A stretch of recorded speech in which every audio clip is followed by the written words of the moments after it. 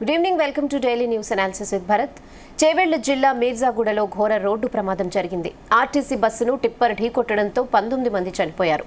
ప్రమాదం తర్వాత టిప్పర్లో ఉన్న కంకర మొత్తం బస్సుపై పడడంతో ప్రయాణికులు ఊపిరాడక చనిపోయారు. రోడ్డు ఇరుకుగా ఉండటం, రద్దీ ఎక్కువగా ఉండటంతో వరుసగా ప్రమాదాలు జరుగుతున్నాయి. ఇక రోడ్డును విస్తరించాలని స్థానికులు చాలా కాలంగా ఉద్యమాలు కూడా చేస్తున్నా ప్రభుత్వాలు పట్టించుకోలేదనే ఆరోపణలు ఇప్పుడు వస్తున్నాయి. స్పాట్కొచ్చిన అన్ని పార్టీల నేతలకు నిరసన వ్యక్తమైంది. రోడ్డు విస్తరణకు సిద్ధమైన చెట్లు కొట్టేయొద్దని కొందరు గ్రీన్ ట్రిబ్యునల్లో కేసు వేయడం వల్లే నిర్మాణం జరగలేదని అధికారులు చెప్తున్నారు.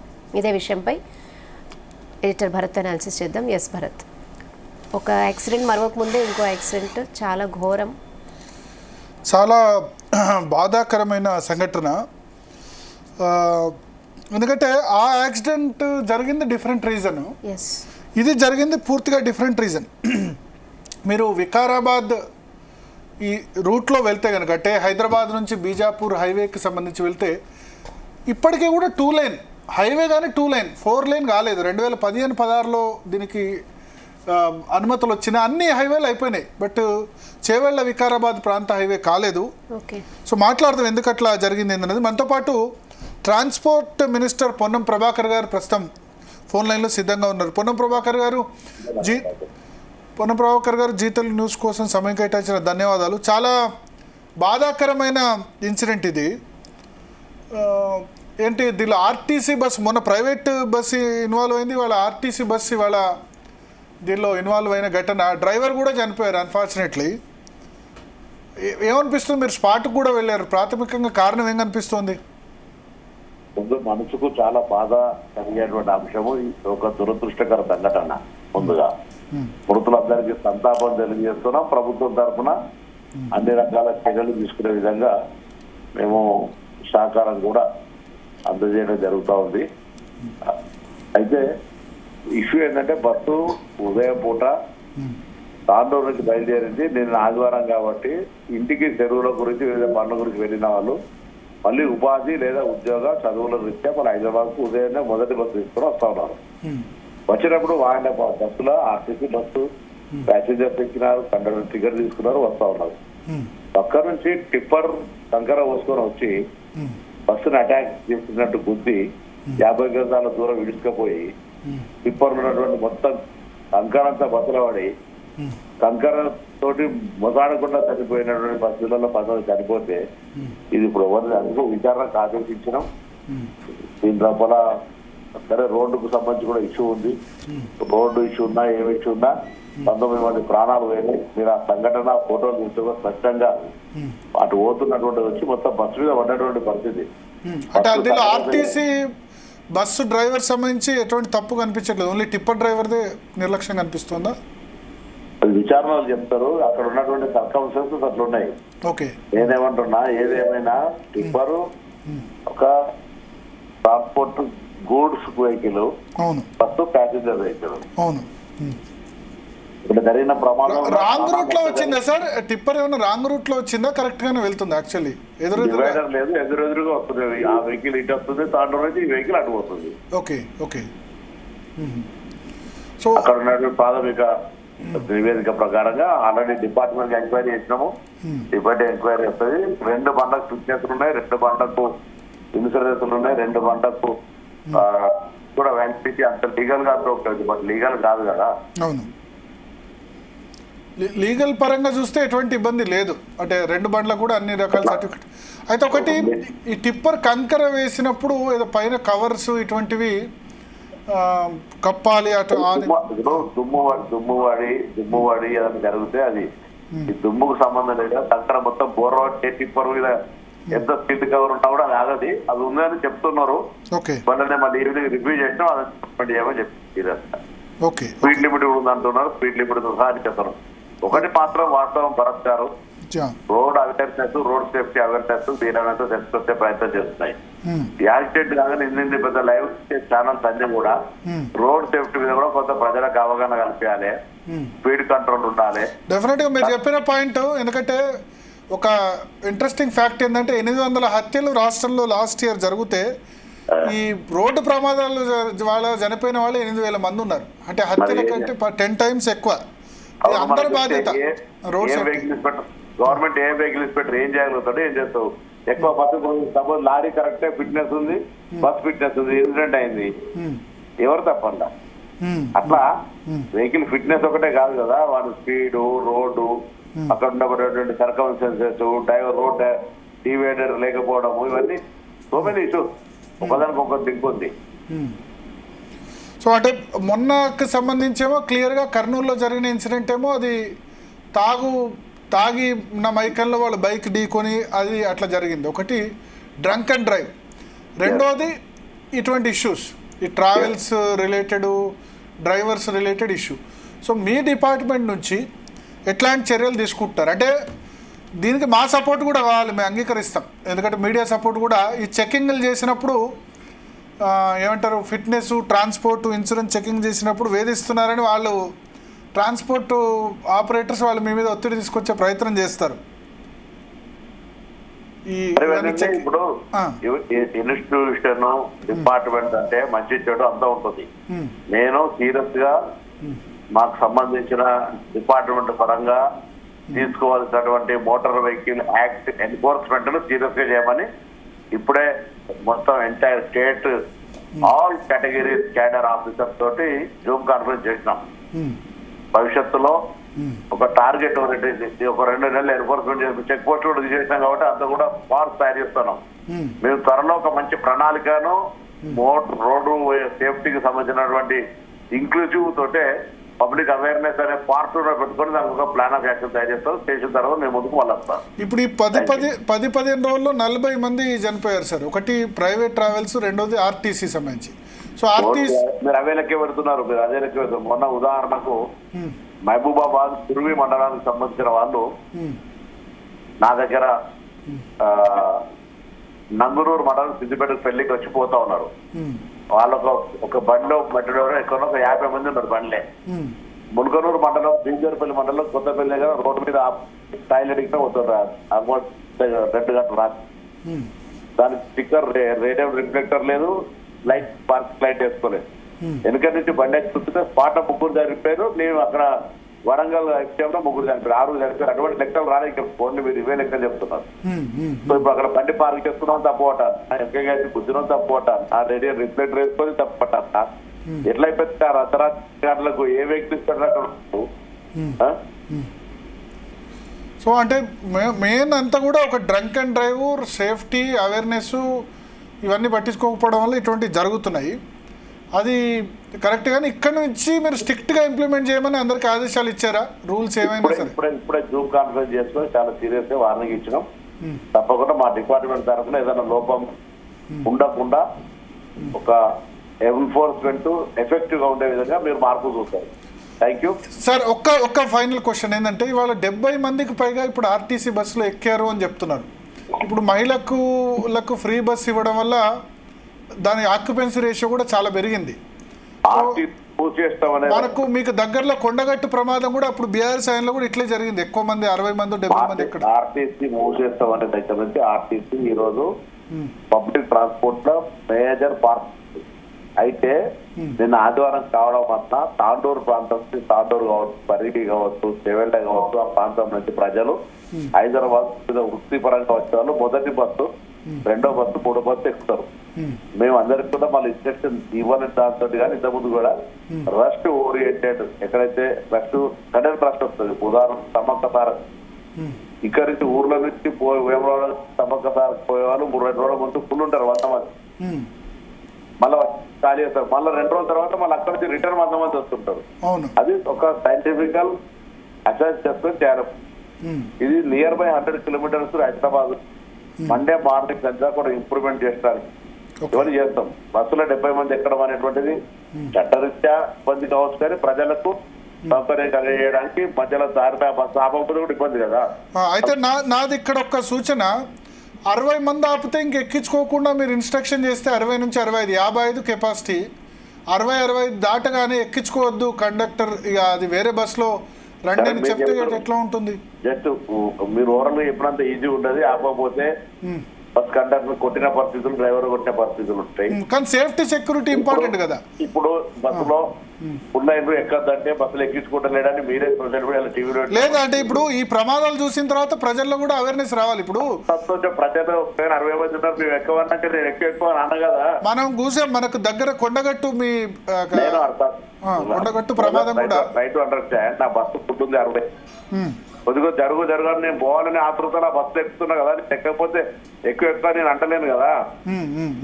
నాకు కూడా నా కండక్టర్ కి ఇబ్బందే, డ్రైవర్ కి ఇబ్బందే, ప్యాసింజర్ కి ఇబ్బందే. కానీ ఏం చేయాలి, నేను ఆపకపోతే నన్ను డిపార్ట్మెంట్ బ్లేమ్, మమ్మల్ని ఆపలేదు, బస్సు ఆపలేదు, నన్ను ఎక్కనియలేదు. కానీ అంటే ఇప్పుడు ఇటువంటి ప్రమాదాల తర్వాత మీరు కూడా దాని తర్వాత దీని గురించి మర్చిపోతారు. ప్రమాదాల తర్వాత కఠిన నిర్ణయాలకి కొన్ని సపోర్ట్ వస్తుంది.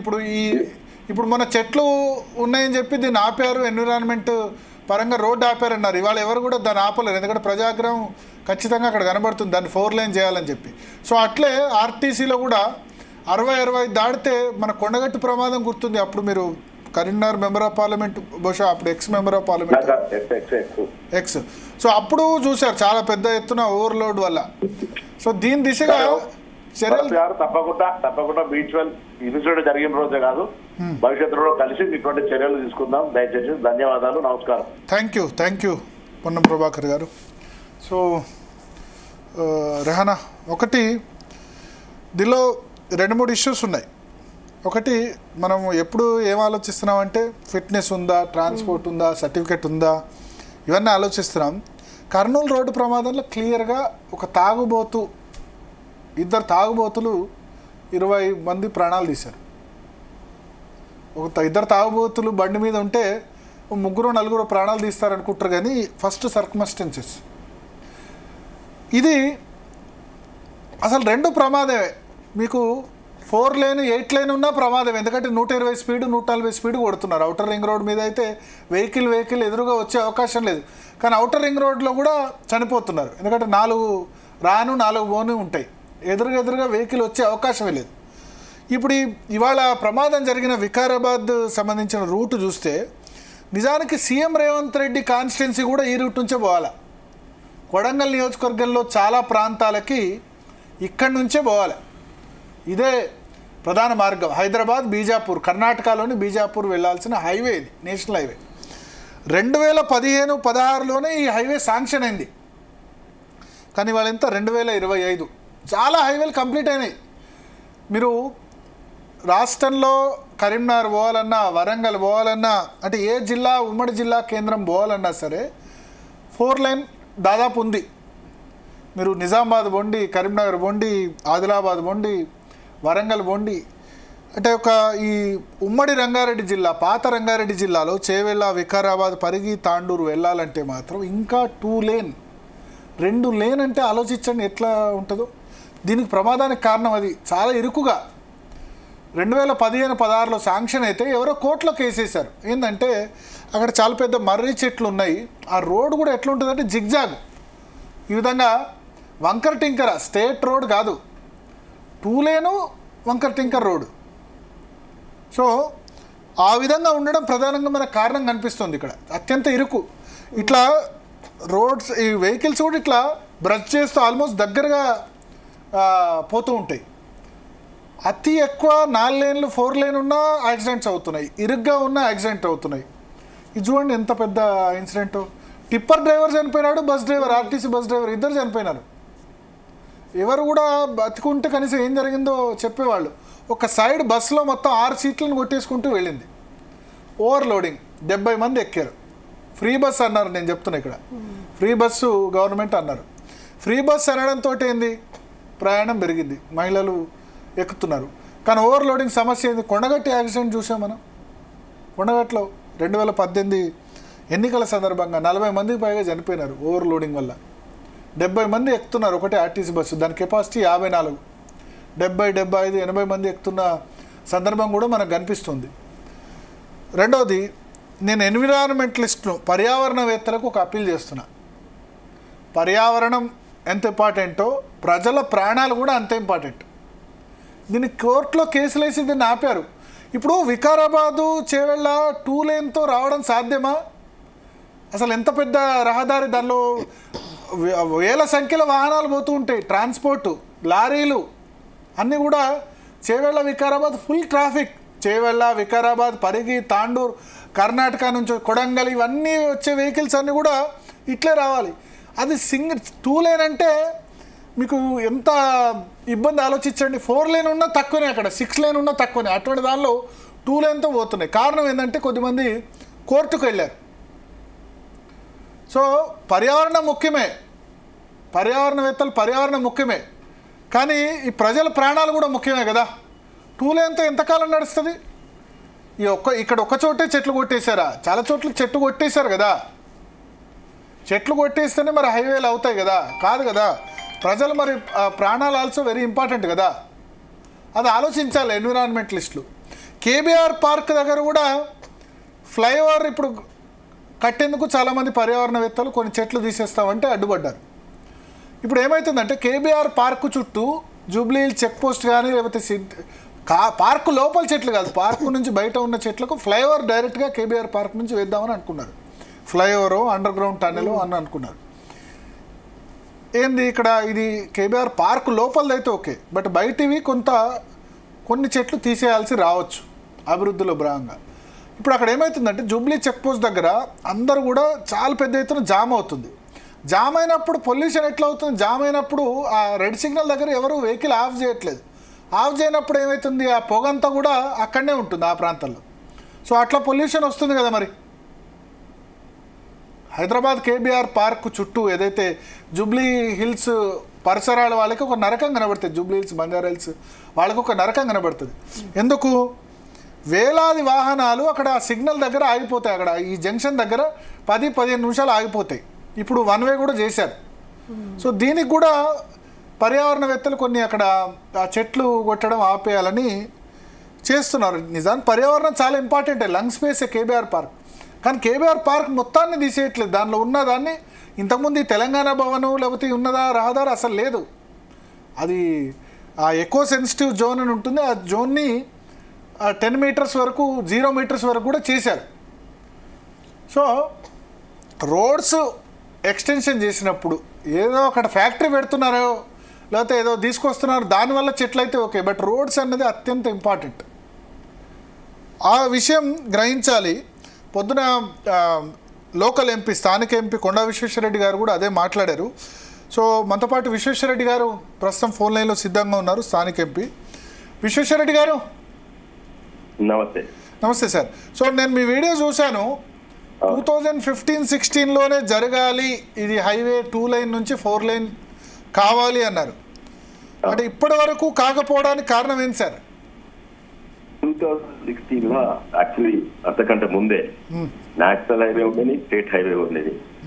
ఇది వెనక జమానా నిజాం కట్టిన mid line road, mid line లో ఇంకా టింకర్ ఉంటుంది, దాన్ని చక్కగా చేయలేదు. దాన్ని చేయమని ఒక 2 సార్లు అడిగా. ఢిల్లీలో అడిగితే అప్పుడు తెలంగాణకు 9 నేషనల్ హైవేస్ కేటాయించారు, అందులో ఇదొకటి. అన్ని నేషనల్ హైవేస్ 2016లో గెజెట్ నోటిఫికేషన్ వచ్చిన హైవేలు అన్నీ అయిపోయినాయి. ఇది మాత్రం 2017లో దీనికి ఫండ్స్ కూడా శాంక్షన్ అయినాయి. ఫండ్స్ దేని కొరకు శాంక్షన్ అయినాయి? 1 ఇయర్ ఫస్ట్ ల్యాండ్ ఎక్విజిషన్ కొరకు, దాని తర్వాత హైవే కడతందుకు శాంక్షన్ అయినాయి 2017లో. కానీ ల్యాండ్ ఎక్విజిషన్ మొదలు పెట్టలేదు. ఎప్పుడు మొదలు పెట్టిండ్రు? 2022లో మొదలు పెట్టిండ్రు. అంటే 5 ఏళ్ళు డిలే అయింది. 5 ఏళ్ళు శాంక్షన్ కొరకు డిలే అయింది. అండ్ దాని తర్వాత ఫైనలీ ల్యాండ్ ఎక్విజిషన్ అవుతుంటే ఆ ల్యాండ్ ఎక్విజిషన్ ఎవరి బాధ్యత, ఎవరి పాత్ర?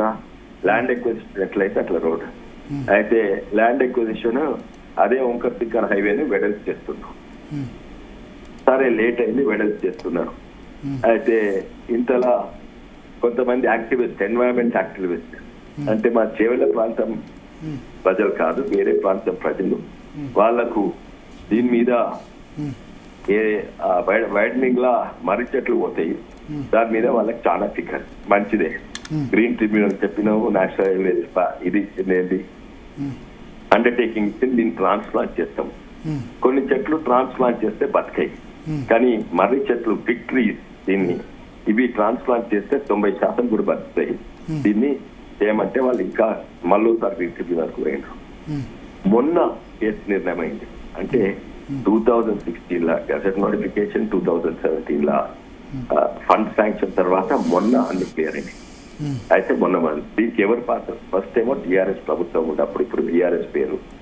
అయితే వాళ్ళది నిర్లక్ష్యం. ఎందుకంటే దీని హైవే ఫస్ట్ ఆఫ్ ఆల్ దీన్ని చక్కగా చేస్తే ఫస్ట్ ఇవి పోకుండే ఉన్నదాన్ని వెడల్పు చేయాలి, ఒకరి దగ్గర రోడ్ను ఎందుకు వెడల్పు చేయాలి, చక్కగా చేయమని నేను రాసినాను, ఎంతో మందికి చెప్పినాను.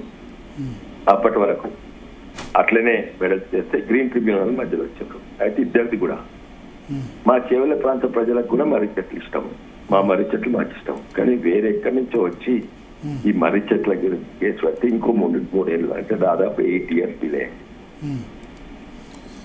ఇప్పుడు రోడ్ వర్క్స్ నడుస్తున్నాయి కదా సార్, ఇప్పుడు స్టేటస్ ఏంది? మిగతా హైవేలు దీంతో పాటు శాంక్షన్ అయినాయి, ఏవేవి కంప్లీట్ అయినాయి? మీరు చెప్పారు కదా మిగతా అన్ని కంప్లీట్ అయినాయి. నేను అదే అట్లా ఇస్తున్నాను మీకు ఇస్తాను. ఒకటి వరంగల్, నల్గొండాల, మంచిర్యాల, నిజామాబాద్ లా ఇవన్నీ కూడా అయినాయి, ఆల్రెడీ అయిపోయినాయి. ఎప్పుడు నేను ఫస్ట్ టైం ఎంపీ ఉన్నప్పుడు శాంక్షన్ అయింది. ఇప్పుడు మళ్ళా ఇన్నేళ్ళు మధ్యలో నేను ఎంపీ లేకుంటే మళ్ళీ ఇప్పుడే ఇవి ఖతం అయితే ఇది ఫినిష్ అవుతుంది. ఏది ఈ చేవల్లో కూడా. ఇప్పుడు ల్యాండ్ అక్విజిషన్ ఆలస్యమైందన్నారు కదా సార్ 2022 వరకు. ఎందుకు? ఎవరి వల్ల ఆలస్యం జరిగింది? రీజన్ ఏంటి దానికి? అప్పుడు టీఆర్ఎస్ ప్రభుత్వం అడిగింది ఎందుకు వేరే వాటి అక్విజిషన్ అయింది, దీన్ని కాలేదు. అది కూడా అక్విజిషన్ ఎట్లా చేసిందంటే ఎవరికి చూటుందో కానీ ఆ ప్రజలకు కాదు. ఇవాళ రేపు ఏంటంటే మంచి రోడ్లు వంకర తిక్కలు ఉంటే యాక్సిడెంట్లు ఎక్కువైతే దీన్నే చక్కగా చేసి చేయమంటే చేయలేదు. అట్లే వంకర తిక్కర అక్విజిషన్ అయింది. ఆడాడ నేను ఎన్నోసార్లు చేస్తే షార్ప్ కాబట్టి కొంచెం స్ట్రైటెడ్ చేసిండ్రు. అయితే ఈ పని ఈ ల్యాండ్ అక్విజిషన్ గ్రీన్ ట్రిబ్యునల్ వరకు వల్ల ఆగింది. కానీ అంతటా ఆగలేదు. ఇక్కడ నుంచి ఎక్కడనైతే ఉదాహరణంగా చేవెళ్ళ చుట్టూ బైపాస్ ఉన్నది, అక్కడ మర్రి చెట్లు లేవు, అది ఇక్కడ కొత్తది. అయితే అక్కడ పని ఆల్రెడీ మొదలయ్యి ఏడాదైంది. తర్వాత అజీజ్ నగర్ చుట్టూ బైపాస్ అది మొదలైంది. ఎక్కడనైతే మర్రి చెట్లు పోని జాగాల అక్కడ మొదలైంది. ఇప్పుడు అంతటా కూడా మొదలవుతుంది. ఈ కేసు నిర్ణయానికి వచ్చింది ఫైనల్ స్టేజ్ లో. జడ్జ్మెంట్ కూడా నాకు రేపు వెళ్ళి కాపీ వస్తుంది. అంటే చెప్పండి సార్, చెప్పండి. అంతే అండి. అయితే ఇప్పుడు నేను ఉన్నప్పుడే ఇప్పుడు 1.5 years లో కంప్లీట్ అవుతుంది. ఎందుకంటే ఆల్రెడీ స్టార్ట్ అయింది, ఎన్నో జాగాలలో స్టార్ట్ అయింది. కానీ మర్రి చెట్లు ఉన్న జాలి ఎక్కడ యాక్సిడెంట్ అయిందో అక్కడ మర్రి చెట్లు ఉన్నాయి. అది ఫస్ట్ ఏమో టీఆర్ఎస్ ప్రభుత్వం డీలే చేసిన తర్వాత ఎన్టీపీ ఈ యాక్టివిస్ట్ కొంతమంది యాక్టివిస్ట్ లేనిపోని ప్రేమ ఉంటుంది, ప్రజ మీద ప్రేమ చెట్ల మీద ఉంటుంది. చెట్లు కూడా ట్రాన్స్ప్లాంట్ చేసడమైనా ఆగలేదు, 3 ఏళ్ళు డీలే అయింది. వాళ్ళు ఇప్పుడు ఆ చెట్లు బతికినాయి కానీ 20 మంది మనుషులు సరిపోయారు. అయితే యాక్టివిస్ట్ కూడా తీసుకోవాలి, ప్రికాషన్స్, ఎన్వైరన్మెంట్ మంచిదే, పర్యావరణం రక్షించాలి, కానీ ట్రేడ్ ఆఫ్ అండ్ ఇది కూడా చెట్లు చచ్చిపో ట్రాన్స్ప్లాంట్ అయితే అని చెప్పినారు. ఓకే. సో అయితే ఇక్కడ ఇప్పుడు మరి ఈ యాక్టివిస్టులతో మాట్లాడే ప్రయత్నం చేశారా? వాళ్ళని కన్విన్స్ చేసే ప్రయత్నం చేశారా? ఎన్నోసార్లు మాట్లాడినాము. ఇప్పుడు కేసు ఫైనల్ అయిపోయింది. మీకు చేతిలో 2-3 రోజులనే జడ్జిమెంట్ వస్తుంది. ఓకే. జడ్జిమెంట్ అంటే ఆర్గ్యుమెంట్స్ అన్ని కంప్లీట్ అయినా, ఓన్లీ జడ్జిమెంట్ పెండింగ్ లో ఉంది. జడ్జిమెంట్ కూడా నేను అనుకుంటా ఓరల్ జడ్జిమెంట్ ఇచ్చినట్టున్నాను. నా దగ్గర కాపీ లేదు, ఎవరి దగ్గర కూడా లేదనుకుంటా ఇప్పటి ఈ రోజు. ఓకే. కానీ ఒక ఆశ్చర్యకరం సార్, నేను కూడా వికారాబాద్ ఇటువైపు పోయినప్పుడు మీకు ఆదిలాబాద్ చూసుకోండి, 4 lane మంచి, నిజామాబాద్, కరీంనగర్ పక్కా ఉన్నాయి. సో ఎక్కడ పోయినా ఉంది. కానీ ఎందుకు ఇంత కీలకమైన ప్రాంతం వికారాబాద్, చేవెళ్ళ, పరిగి, తాండూరు ఈ ఏరియాకు మంచి రోడ్డు సదుపాయం, ఇంకా నిజానికి రంగారెడ్డి జిల్లా రోడ్లన్నీ అంతే అండి. ఇప్పుడు పాత ప్రభుత్వం రంగారెడ్డి జిల్లా చూస్తే రంగారెడ్డి ప్రజలు కనబడరు, రంగారెడ్డి రియల్ ఎస్టేట్ కనబడుతుంది. ఇది దీంట్లో కొన్ని ఇవి కూడా ఉన్నాయి. కొంతమంది నాయకులు దీని పక్కకే పెద్ద పెద్ద 200 ఎకరాల డెవలప్మెంట్ చేస్తుండ్రు. ఇది రోడ్ చక్కగా అయితే వాళ్ళకి యాక్సెస్ ఉండదు, వంకర్ రోడే వాళ్ళకి యాక్సెస్ ఉన్నది. ఇదే కాదు, ఇదే ప్రాంతంలో ఇక్కడైతే వాళ్ళు రియల్ ఎస్టేట్ ప్రాజెక్ట్ చేస్తుండ్రో, ఇంతకు ముందు 6 నెలల ముందు 10 నెలల ముందు ఇంకో పెద్ద ప్రమాదం జరిగింది. అక్కడ కూడా 8-9 మంది సరిపోయారు. ఇక్కడి నుంచి దాదాపు 4-5 కిలోమీటర్లే ఇప్పుడు యాక్సిడెంట్. అది అప్పుడు లారీ రోడ్డు మీద ఉన్న వాళ్ళందరినీ కొట్టేసుకుంటూ కదా. అప్పుడు కూరగాయలు అమ్ముతుండే రోడ్డు పక్కకు, పాపం వాళ్ళు కొనేటోళ్ళు కొంతమంది, అమ్మేటోళ్ళు ఎక్కువ. అక్కడ కూడా మహిళలు ఎక్కువ చనిపోయిండ్రు, ఇంట్లో కూడా మహిళలు ఎక్కువ చనిపోయిండ్రు. మరి ఈ గవర్నమెంట్ వచ్చిన తర్వాత స్పీడ్గా జరుగుతున్నాయా సార్ వర్క్? ఎందుకంటే ఇక్కడ ఇప్పుడు మీరు సరే మీరంటే ఆపోజిషన్ ఎంపీ, కానీ స్పీకర్ ప్రసాద్ కుమార్ అదే కాన్స్టిట్యున్సీ, రేవంత్ రెడ్డి కాన్స్టిట్యున్సీ పోవాలని అక్కడి నుంచే పోవాలా? వాళ్ళ చేతిలో లేదు కదా, ఎందుకంటే గ్రీన్ ట్రిబ్యునల్ ఉండే. అయితే గ్రీన్ ట్రిబ్యునల్ ఎప్పటి నుండి వాళ్ళు 2023 నుంచే ఉన్నారు అనుకుంటా గ్రీన్ ట్రిబ్యునల్. అయితే ఒకసారి మధ్యలో కొంచెం జరిగింది, కొంచెం గ్యాప్ లా మళ్ళీ గ్రీన్ ట్రిబ్యునల్ నుంచి వాళ్ళకి స్టే వచ్చింది ఈ యాక్టివిస్ట్. అయితే బంద్ చేసింది, కానీ ఇక్కడ ఇది అయితే పని జరుగుతుంది. ఏది చేవెళ్ళ బైపాస్, అజీజ్ నగర్, మొయినాబాద్ బైపాస్, ఈ పనులు జరుగుతుంది. ఓకే, అంటే సార్ గ్రీన్ ట్రిబ్యునల్లో ఉన్న రాష్ట్ర ప్రభుత్వం సమర్థంగా ఆర్గ్యుమెంట్ వినిపించి కేసు, ఈ రోడ్ ప్రమాదాలు ఇవన్నీ వినిపిస్తే తొందరగా వచ్చేది కాదా? అదే ఇది ఇప్పుడు కోర్టులలో మీకు తెలుసు కదా, టైం పడుతుంది. కానీ నాట్ ఓన్లీ రాష్ట్ర ప్రభుత్వం, ఈవెన్ ఎన్హెచ్ఏఐ ఇది కూడా, నేషనల్ హైవేస్ కూడా ఇద్దరు కూడా కలిసి కొట్లాడారు, ముఖ్యంగా ఎన్హెచ్ఏఐ. కానీ ప్రైవేట్ పార్టీస్ కోర్టులలో కొంచెం యాక్టివ్ ఉంటాయి. సరే, ఇప్పుడు అయినా సరే వంకర టింకర్ రోడ్లు ఉన్నాయని చెప్పారు, మీ వీడియోలో చూపించారు ఇవాళ. మరి ఒకవేళ ఇప్పుడు 4 లేన్ అయినా వంకర టింకర్ ఉంటే ఏం లాభం? మళ్ళీ అవే ప్రమాదాలు అయితే కదా. ఇంకా అవును, కరెక్ట్ అండి. దాన్ని చక్కగా అట్లీస్ట్ కొన్ని ఏం చేసిందంటే షార్ప్ బెండ్ దగ్గర కొంచెం సెటిల్ చేసిండ్రు. అయినా ఇప్పుడు నేను అందరిని అడిగిన, ఇప్పుడు దాన్ని చక్కగా చేయాలన్నా అట్లనే అందరు ప్రజలు, అందరు లోకల్ నాయకులతో అడిగితే అట్లనే ఉన్నాయి, కొంచెం చక్కగా చేయమన్నారు. కర్వ్సే ఉన్నాయి, ఇంకా కర్వ్స్ ఉన్నాయి. అండ్ మనము ట్రాఫిక్ రూల్స్ ఫాలో చేయకుంటే ప్రమాదాలు తక్కువ ఏం కావు, ఇట్లనే అయితే. కానీ ఇంకొక స్పాట్ ఉంది, అది ముఖ్యంగా అక్విజిషన్ కూడా ఎక్కువ అవసరం లేదు, ఎందుకంటే అది ముడిమాల కంచె అంటే stuff forest belonging to state government. అయితే వాళ్ళకి అక్కడ మాత్రము ఈజీగా కొంచెం ఒక్కటి రోజు చాలా స్టేట్ తప్పని చేస్తే మంచిగా ఉంటుంది. ఇది కూడా నేను నేషనల్ హైవేస్ రాసిన, ఇక్కడ కూడా రాసిన. ఓకే సార్, ఈ గ్రీన్ ట్రిబ్యునల్ జడ్జిమెంట్ వస్తే ఫేవర్లో వచ్చింది అనుకోండి, రాష్ట్ర ప్రభుత్వం ఫేవర్లో వచ్చింది, ఫేవర్లో వస్తే ఎన్ని రోజుల్లో కంప్లీట్ అయ్యే అవకాశం ఉంది? 4 లేన్ హైవే ఎన్ని రోజుల్లో పూర్తిగా ఈ మనం 1.5 years అవుతుందండి. 1.5 year అంటే బై 2027 ఏప్రిల్ సమ్మర్ వరకు ఇది పూర్తిగా కంప్లీట్ అయ్యేందుకు అవకాశం ఉంది. కొన్ని ప్యాచెస్ అంతకు ముందే అయితే నాకు కొన్ని ప్యాచెస్ బైపాస్ ఆల్రెడీ మొదలైంది కదా, ఈ బైపాస్ ఆల్రెడీ మొదలైన దగ్గర 6 నెలలోనే అయిపోతుంది. కొన్ని ప్యాచెస్ 6 నెలలోనే అయిపోతాయి. ఓకే సార్, మీకేమనిపిస్తుంది ప్రాథమికంగా ఇవాళ ఎవరిది తప్పు? ఆర్టీసీ బస్ డ్రైవరా, టిప్పర్ డ్రైవరా? ఇది పోలీసు వాళ్ళు చెప్పాలి, కానీ నాకు లేమన్ తిరిగి అబ్జర్వ్ చేసింది, ఆ ఊరు చెప్పింది టిప్పర్ డ్రైవర్దే అని అంటారు, టిప్పర్ డ్రైవర్దే అంటారు. కానీ ఇటువంటి యాక్సిడెంట్ నేను ఎక్కడ కూర్చోలేదు. ఇవి పోల్తా కొట్టలేదు, హెడ్ ఆన్ కొల్యూషన్ కాదు. 20 మంది చనిపోతే యాక్సిడెంట్ ఇంపాక్ట్ తోటి ఒక్కరే చచ్చిపోయింది అనుకుంటా. తక్కిన వాళ్ళందరూ ఆ కంకర్ ఏదైతుందో అది కొంచెం టిప్ ఓవర్ అయితే కిటికీల వరుస ఒక సైడ్ వరుస ఇచ్చి ఆ మొత్తం కంకర బస్ లోపల పడ్డది. అయితే బస్ లో నిలబడ్డ వాళ్ళు, ఇటు సైడ్ ఉన్న వాళ్ళు అందరు, కూర్చున్న వాళ్ళు అందరి మీద పడ్డది. అంత వెయిట్ వాళ్ళ మీద పడితే ఛాతీ కూడా కదలదు, వాళ్ళు చచ్చిపోయినారు. కానీ నిలబడ్డోళ్ళు వాళ్ళకు మోకాళ్ళ వరకు, నడుము వరకే కంకర వచ్చింది, వాళ్ళు బచాచిపోయినారు. కూర్చున్న వాళ్ళు మాత్రము, ఇటు దిక్కు కూర్చున్న వాళ్ళు మాత్రము 80% సరిపోయినారు, 80 or 90% సరిపోయినారు. ఓకే, బస్సులో 70 మెంబర్స్ దగ్గరగా ఉన్నట్టు చెప్తున్నారు. అవును, అంతమంది ట్రావెల్ చేస్తారు రోజు ఆ మార్గంలో, ఎందుకంత రష్? సండే అండి, అందరూ సండే సాటర్డే సిటీలో పనిచేసేవాళ్ళు ఊరకు పోతారు. మళ్ళా కానీ ఇలా మహిళలు కూడా ఉండే, కొందరు గవర్నమెంట్ ఆఫీషియల్స్, పోలీస్ డిపార్ట్మెంట్ కూడా ఉండే. అంటే వాళ్ళు చచ్చిపోయారు. కానీ మహిళలు ముఖ్యంగా కూర్చున్నోళ్ళు అంటే 13 మంది మహిళలు, ఒక చిన్న పాప, 3 నెలల 4 నెలల పాప చనిపోయింది. ఇంకా 4-5 మంది మొగోళ్ళు చనిపోయారు. అంటే వాళ్ళు చాలా ఘోరంగా. సరే, ఒక ఇంజనీర్గా చెప్పండి, మీరు ఎట్లా ఇప్పుడు హత్యల ద్వారా రాష్ట్రంలో లాస్ట్ ఇయర్ చనిపోయింది 800, ఈ రోడ్డు ప్రమాదాల ద్వారా 8,000 మంది చనిపోయినారు. మన కర్నూలు యాక్సిడెంట్ చూసాం, అది ప్రైవేట్ బస్సు, వాళ్ళు ఎవరో తాగి బైక్ రోడ్డు మీద పడేస్తే దాదాపు అంతమంది చనిపోయినారు. ఈ 2 ప్రమాదాల్లో 40 మంది చనిపోయినారు. మీ వికారాబాద్ సంబంధించి మీ ప్రాంత హైవే అయితే ఇది నిత్య కృత్యమేది. ఎట్లా వీటిని నివారించాలంటే ఏంది ప్రాబ్లం? ఎక్కడ ఉంది?